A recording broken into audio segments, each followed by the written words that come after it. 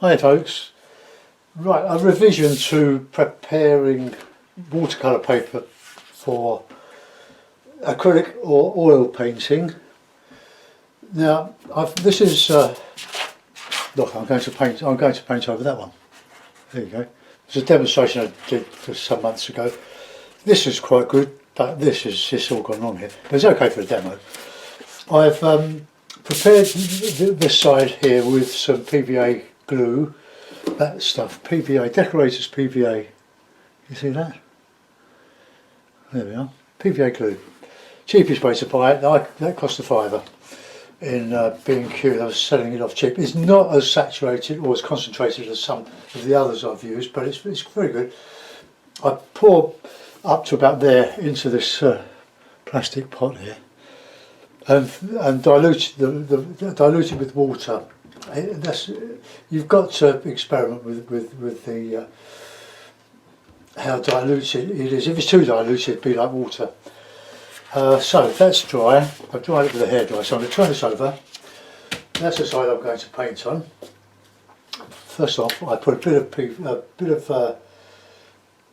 that on. That's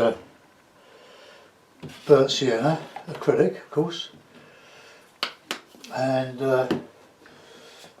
I'll pour on some PVA glue, quite a bit, because I'm going to mix in some chalk. I've got this chalk line chalk, which I used to use when I was measuring out carpet, when I was a carpet fitter 4 years ago when I retired. I'll get a painting knife, and what I do is just to start to mix it on here with a palette knife.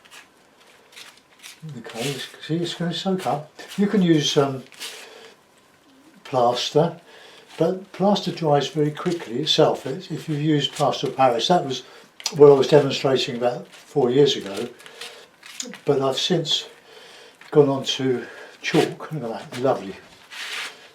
To make a nice primer and gesso, so I'm priming this as well. Now make sure that the mix actually, I hope I'm not getting in your way, just sticks to the paper. Don't want any like bubbles in it where the PVA glue itself is not adhering to the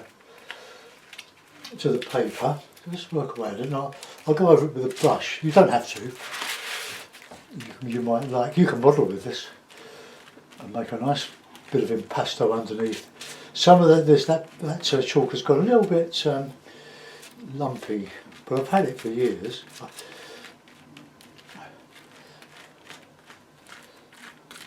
And I'll work this in with a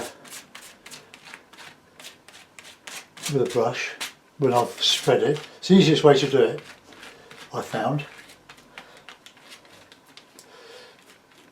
And you're pointing none, madam. It's a lovely day in London today, but I think it's threatening to be not so very nice later on. So I've got a couple of steaks that has been suggested that I do those on the barbecue lunchtime, not this evening, in case the weather's inclement. So there we are, nearly there. You can always add more or less. Now that's completely covered. It's more or less flat. It's a little bit buckled from when I put the PVA glue on the other side. But I'll just move that to the edge so that I can just scrape off a bit. Okay. Get my brush, just a varnish brush, and just work away at it, just to get the sort of surface that you want. Just break it all up. You don't want, well you might, but with the knife you've got all the lovely knife marks. And any lumps, you can work those out. I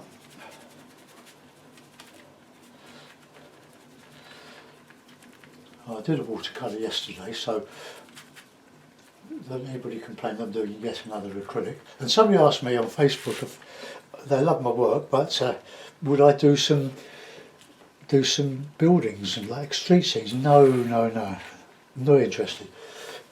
I had a year doing Venice paintings and that finished me for buildings. I don't mind putting the odd barn in, but it took me long enough to learn how to do the trees. The main inspiration that I got for doing trees was Roland Hilder. He was about before Ted Wesson, and he probably he died this century, and any obvious bits of grit just take out. And try not to leave any holes, like there, just fill them in. And then when you're done, look, there's a nice surface, plenty of tooth on that. You can always sprinkle some more on if you want. We can hear those holes there. Now, it's rather amusing that the previous video I did 4 years ago, that's had over 30,000 views. That's more than most of my paintings, so I think I'll do this for the rest of my YouTube life. It was the same with the preparing hardball, but now, because it would be preparing MDF, because hardball's too thick and heavy, 2mm MDF is perfect. And since I'm on Etsy now, and I do sell occasionally a painting, if it's too heavy, I wax the postage up. So, for lightness. This is just a piece of £90 Winsor & Newton, I think. Rough, very good paper. But if your watercolours don't work, just regard it. Say you're one painting nearer to where you want to be. Right. I'll put that in some water so that doesn't go solid. Now this is the interesting bit. Now be careful with your hairdryer. I've got a habit of going so fast that I tend to drag this bit of the hairdryer over my newly primed gessoed paper, and I get a big gouge, so I'll be careful. So take your headphones off while I do this. Ready, go.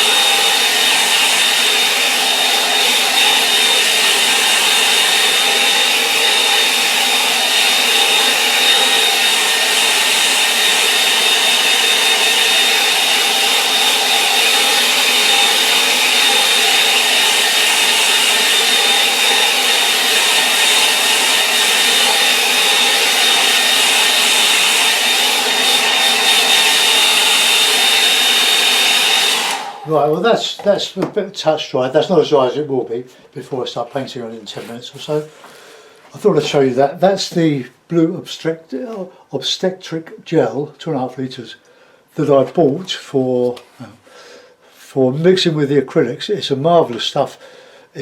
Obviously it's not being used for the purpose for which it was manufactured, but as an artist's friend, it's a wonderful thing. It keeps the paint open for quite a time, so you can crack on. Oops! Oh look, I've gone and done. I'll have to just brush that. Okay, you can prime it. You can prime a different colour, but I used burnt sienna because it's a neutral colour, and it gives a better way of judging your contrast, your colour contrast. So whatever you put on that is going to look lighter by comparison, so the tendency is with the ground is that it breaks even, if you know what I mean. it's getting that, when you put black paint on white paper, it looks so stark, it's so contrasty. But if you put it on a toned background, it reduces the intensity of that contrast. It works both ways. White on black is probably the biggest contrast you'll ever get, but or black on white. But if you're using greens or blues and so on, you don't want it too light because you put it on a white background where it shows up too dark. But it doesn't show up too dark, it looks like it does. Right, put that to one side.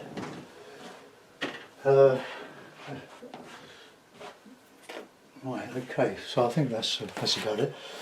I'm going to get that further dry and I'll clean those brushes, get some clean water, and I'll think of something to do with the acrylic. I do put buildings in. No, there's one. That's an acrylic. One I did a few weeks ago. I quite like that. If I put some PVA glue on it now, that will shine. That will bring out the colours. I'm going to do that, I think. Right. Okay. Thanks for watching. I hope you got something from that. Ask questions if something that's not clear, and I'll see you soon. Bye bye. Hi folks. Right. So I'll edit these together. I've just done a demonstration of priming and gessoing using sort of household material. I'm varnishing this piece of hardboard, this painting, with some PVA glue that I've diluted a bit, not a lot, for this particular brand. It's just from a DIY store or B&Q. So no, just gently. I'm going to do two. This will dry quite quickly and I'll give it a hair dry as well. You see that? Goes all milky. Just chill that a little bit. Right, okay. Put the brush to one side. Now now it's scary when you do this for the first time. Oh, ruined. But you haven't. Oh, put that on. I want to show you something else too. I don't know what the lesson's going to be, but I'll knit the videos together so that it makes it a continuous one. You know, I'm in a bit of a quandary. You might have had this experience yourself with one of your oil paintings. I'll explain in a moment. And they're just nicely covered. Nice and even, don't miss any bits. You can do it several times. I usually give them a couple of coats of this dilute PVA glue. Then you get a nice sheen on them. Brings out the colours, especially the umbers. Right, the brush marks more or less disappear. It sort of shrinks. But it's a plastic coat, and if you do it both sides, your paper is waterproof, or hopefully it's waterproof. Right, put that in some water so that it doesn't go stiff. Yeah, we'll leave that for a minute. I want to show you this one. It's a lesson. Now, I sold this painting on Etsy, whoops, 2 or 3 days ago. It's of Bosom. And for some reason this was sticking out and caught the sun. There are other paintings on top of it. It's my Etsy pile. The Etsy is my shop, online shop. But you can just about see a faint line of there, whereas the blue goes to a more creamy colour, but it was much darker than that yesterday. So it seems that the sun is having an effect on the varnish rather than, well, I don't know, it's a mystery to me, but it's nowhere near as dull as it was yesterday. So I'm going to keep this on in the sun and hope it takes the rest of that. It might be the varnish I've used, but anyway, it looks like a household varnish rather than I don't know. So normally I would use retouch varnish, a couple of coats of retouch, but this I think is out of a tin of polyurethane. It works very well, but obviously if that's the cause of that, then it's not. But anyway, I shall inform my client. I refunded the money through Etsy because I couldn't, it was just too bad. But it's improving. So if this works, I'm going to put it on Etsy perhaps tomorrow and tell my ex-client that it's still available and that it's more or less as it should be. I'll give them first dibs. Okay, well that's that. Let's dry these. Dry these two here. Then I can show you. Where's my hair dry? Right.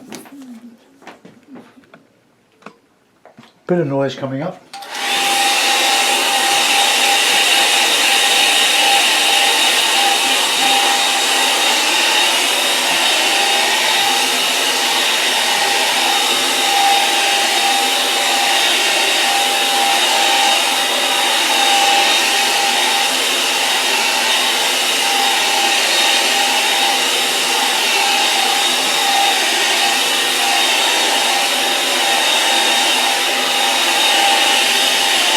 Now, can you see the colours coming back now?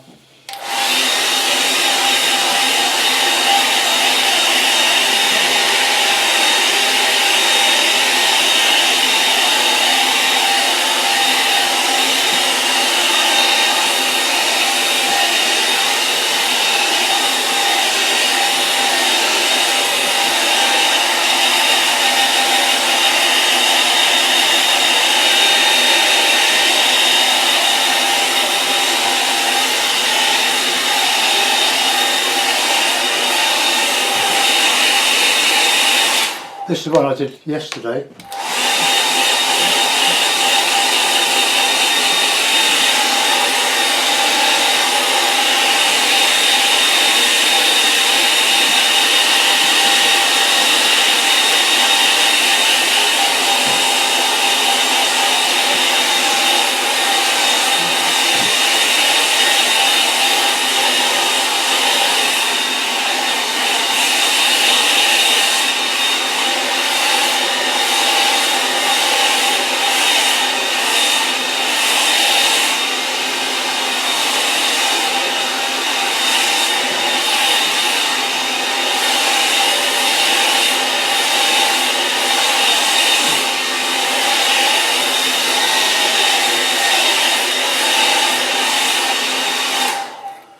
Right, that's that. This one I did Thursday, I think, or Friday, Wednesday.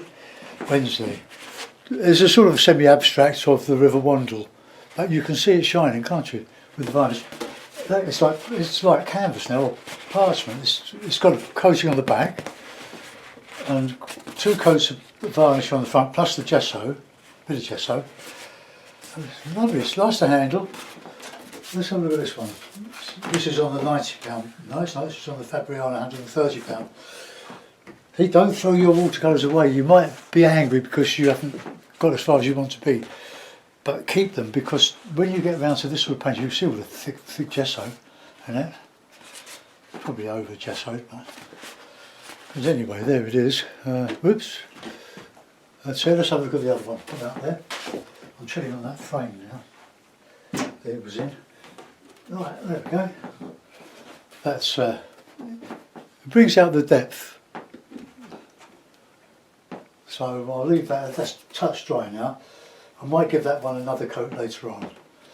Okay, well thanks for listening and looking in. Get on with today's painting now, or this morning's painting. Bye bye.